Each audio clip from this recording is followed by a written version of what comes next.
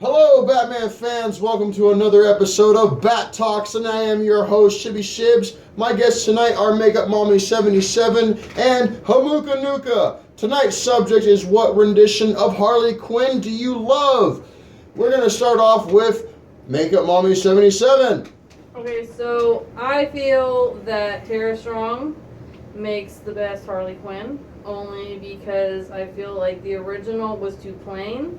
I love the outfits and the charisma that she brings to the character in the video games. And also her voice is just, it fits perfectly. And that's what I feel. Okay. That's all you have to say about Harley Quinn? Yeah, pretty much. All right. John, what about you, boy? Well, I would agree with what I'm sorry, I didn't catch the full name. I'm just gonna call you Makeup. Okay. Makeup said. I do like Tara Strong, but I would have to go with the animated series Harley Quinn more. I don't know the voice actor's name, but I just like, because that's where Harley Quinn as a character was introduced. That's the first time we ever got to see Harley Quinn, and I always say you can't beat the original.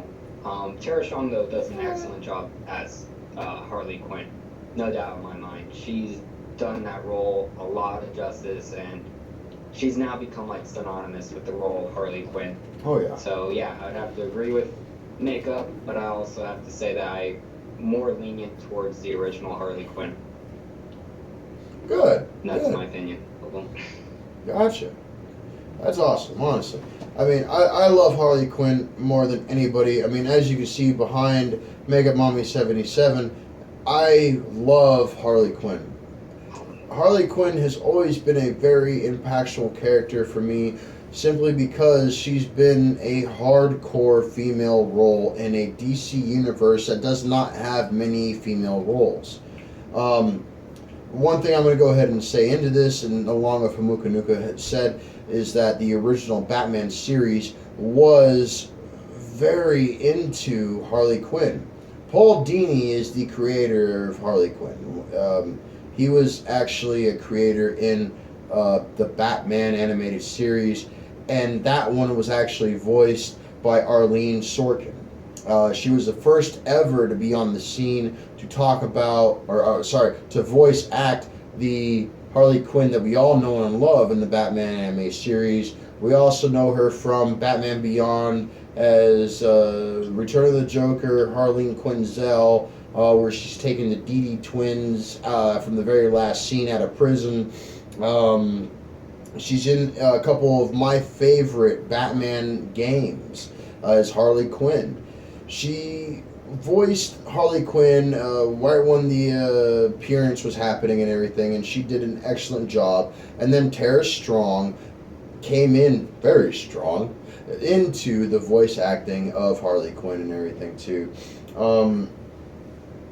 Long story short, I really did love the Batman anime series, where they introduced a very new Harley Quinn, very new DC character, supervillain, alongside of the Joker, a very sadistic person.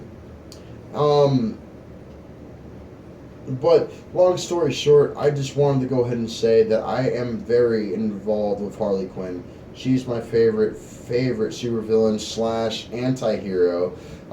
She has a whole new line of comics coming out every year on the year, and I really hope they keep doing a comic lineup of Harley Quinn. Before we get into our next subject, Makeup Mommy, do you have anything else to add to a Harley Quinn subject right now?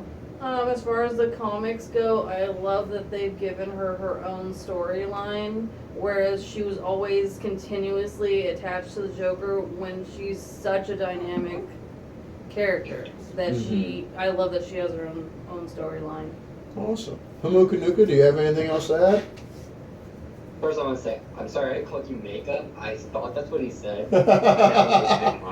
So, yeah, I really like the relationship between Joker, and I also think that since he has a relationship with Harley Quinn, it kind of makes the Joker, this is messed up, but a bit more relatable, and it humanizes him. It does. A bit more that, this crazy SOB is, for some reason, end this relationship with Harley Quinn, and I really like that relationship between the Joker and Harley Quinn. So, yeah, that's my opinion. And you're totally right on the fact that it does humanize the Joker, because we're so used to a psychotic, kill-em-all Joker, where he acts first and doesn't even think later, where he will just randomly kill someone just so that way he gets a rise out of Batman.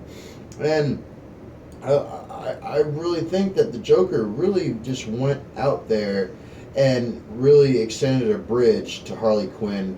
He bathed her in the same vat of acid that made him. It's just a romantic thing.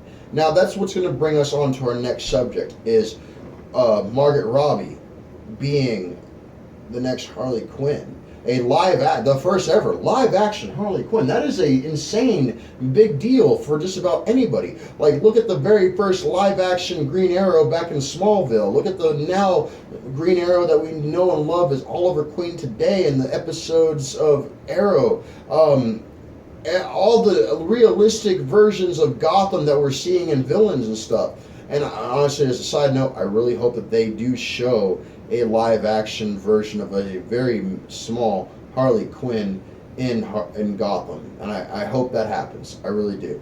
But Makeupmommy77, we're going to go ahead and start with you on your thoughts on Margot Robbie being the live-action version of Harley Quinn in the new Suicide Squad movie, which they also, side note, confirmed that they are making a Suicide Squad 2 with the same cast. So, what are your feelings on Margot Robbie being Harley Quinn? Okay, my personal feelings on it are pretty deep because I have such a love for the character. I think they've gone wrong on a lot of aspects that I've seen just from the trailers. They've made her very numbskull, very, how would you put it, just almost brain Ditzy. dead. Yeah, very ditzy. Yeah. And I feel like it takes away from the character a lot, as well as her backstory that I've seen just from the trailers. The colors are wrong. That's what bothers me the most. And yes, she's a very sexualized character, but the fact that she has Daddy's Little Monster on her shirt just kind of makes her more possessive. Like, she's the Joker's, but it's more so... Like, she's not independent. Yes, that she's not independent when we know that she's an intelligent human being, not necessarily just a woman, but she was a psychiatrist, and I didn't see that in the trailer that that's where she started out from, so I'm really hoping that they stick with the original story of how she came to be Harley Quinn. She's an intelligent person. She's pretty much one of the only people that can break into Arkham Asylum as well as break out with the bare minimum. And bare minimum of planning, because she was like a psychiatrist there. So I just hope that they represent her in a way that I would be proud of, because I'm such a fan. But what I've seen from the trailers so far, I'm not that impressed. What about you, HamukaNuka? Wow, actually never heard that opinion before, so it's like making me kind of rethink. She makes a lot of good points about it, but I kind of see the Suicide Squad as a movie as more of a Harley Quinn origin story, because I do think they're using her as kind of the main act, or the character you're going to care about the most out of the whole entire Suicide Squad. I think is going to be Harley Quinn. So like she said, I do want to see their origin story, and I think you get a glimpse of that. A lot of people were thinking when Joker said, I'm not going to kill you, I'm just going to hurt you really, really bad. A lot of people were thinking, oh, is that Jason Todd? I think that's actually in reference to Harley Quinn that he's saying that to. So I kind of want to see, because it's really the Joker that turns Harley Quinzel into Harley Quinn. Which, besides the point where we do not, in the comic books, or actually in the Batman anime series Mad Love, where Harleen Quinzel dresses up as Harley Quinn to break Joker out, because she sees his point. She sees the fact that the Batman fucked him up. I'm sorry. Yeah, fuck it. Fucked him up. the Batman beat the crap out of him for so long, and he feels, or she feels, that the Batman is the bully. The Batman created the Joker. That's how she feels. Because Joker implanted that thought into her head. And we all know how the power of possession can really be on people. Okay? Think of it this way. If you're in a very abusive relationship, that woman's going to think everything that person says is true. If you, hey look, the sky is black, even though we all know it's blue. That girl is going to believe that it's black because of her abuser. And that's how Harley Quinn kind of evolves. And that's how she, because the Joker implants in her head that, hey look, everything is wrong of what you think. You need to break me out. But he doesn't say it. He impregnates her mind to a point where I am the only person in your world that gets you. So what you need to do is figure this shit out and get me the fuck out of here. We're all good. That's just how I kind of feel about it. Really brings up the point where there are a lot of people ask, like, does the villain create the hero or does the hero create the villain? Right. That's the question it brings up. And that's true. And in this sense, it would be the hero created the villain, because if, Batman never messed Joker up so much, he wouldn't be in Arkham Asylum, but, well, then if Joker wasn't fucked up, he wouldn't be running into Batman. So it's kind of like a tuck and pull where you're trying to find out who really created who. Did Batman, because he is Batman, create these villains, or did the villains create the Batman because they needed to be put in check? So, I think what created Batman was when he was 8 to 12 years old when his parents died. Out of a Joe Cool. Long story short, I'm just going to go ahead and put that out there, but they are making a Killer Joke movie starring Mark Hamill as the Joker, thank fucking God, and hell yes. Kevin Conroy is going to play Batman. Like, this needs to happen. If this is just a rumor, don't fuck on my skull. That is what needs to happen. They showed the trailer. They should. Oh, they did? Yeah, there was a sneak. It's like behind the scenes. Mark Hamill's talking about how, like, oh, I was done being the Joker, but I told everybody the only time I'd come back to do the Joker voice again is if it was for the Killing Joke. So wow. He came back and someone paid him a buku amount of money to do that. Thank you, Mark Hamill. Oh my God. And also, they explained how this version, it's actually, they're showing more of the origin story of Batgirl. Wow. Animated really? Movie. Because the Killing Joke, the Batgirl gets paralyzed and becomes Oracle, right? Yeah. Exactly. So, one thing I was going to go ahead and add, getting off subject a little bit, Margaret Robbie being Harley Quinn, I honestly love how she is. Her body structure matches.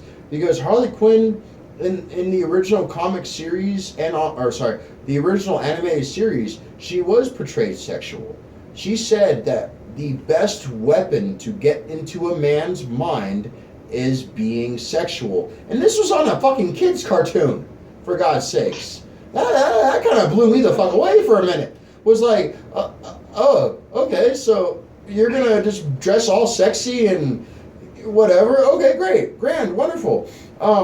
But that's what she says, is the best weapon is sexualizing herself. And that's why we see Margaret Robbie wearing those short shorts, and the fact that she undresses in the new trailer. Well, she doesn't undress, unfortunately. We like to see that beautiness of body, whatever. Unfortunately. Okay, so that sound that you guys are hearing is our time to start wrapping it up. Since we are on a time frame, so sorry everyone that wanted to see a 45 fucking minute episode. That ain't happening, sorry. We are wrapping it up because we are being more structured, we are evolving. But I'm going to go ahead and end it right here into saying that Margaret Robbie, I think that she should have had her Brooklyn accent from Wolf of Wall Street into the new Harley Quinn that we all love and see right now. Only because the new Harley Quinn needs to be... Alright, Gotham is based in New York. Long story short. It's based in Manhattan. Where it's like, hey, hey, hey, hey, hey, hey, hey. But we don't get to see that. We get to see kind of Margaret Robbie's voice as Harley Quinn, which is still good. Still a good thing. I'm not going to lie. That's a great thing. But I think that it would have portrayed Harley Quinn a little bit better if her voice was not that squealing, high-pitched Bubbles from Powerpuff Girls voice. It was more original if it was New Yorkan, okay? Because Gotham, New York, that's just how I've always seen it. Every time when I've read a comic, I've always pictured any kind of bystander. They always had a New York vibe to what they were portraying. But anyway, I just want to go ahead and say this much. Thank you all for coming on out tonight to join us on BatTalks. We really appreciate it. Subscribe for more weekly videos. Every Friday we post these things. And I also want you to check out Makeupmommy77's makeup tutorials on her YouTube. Also, want you to go ahead and check out HamukaNuka's YouTube. He makes great reviews, father and son reviews. Also, he talks about comics, and I love comics. He teaches you how to it's amazing. Look at his channel, get a good feel for it and everything. And please also know in the comment below, what Harley Quinn do you guys like? Thank you all for watching. This has been BatTalks with your host, Shibby Shibs, and I will see you next week. And remember, let's have fun. Thank you, everybody.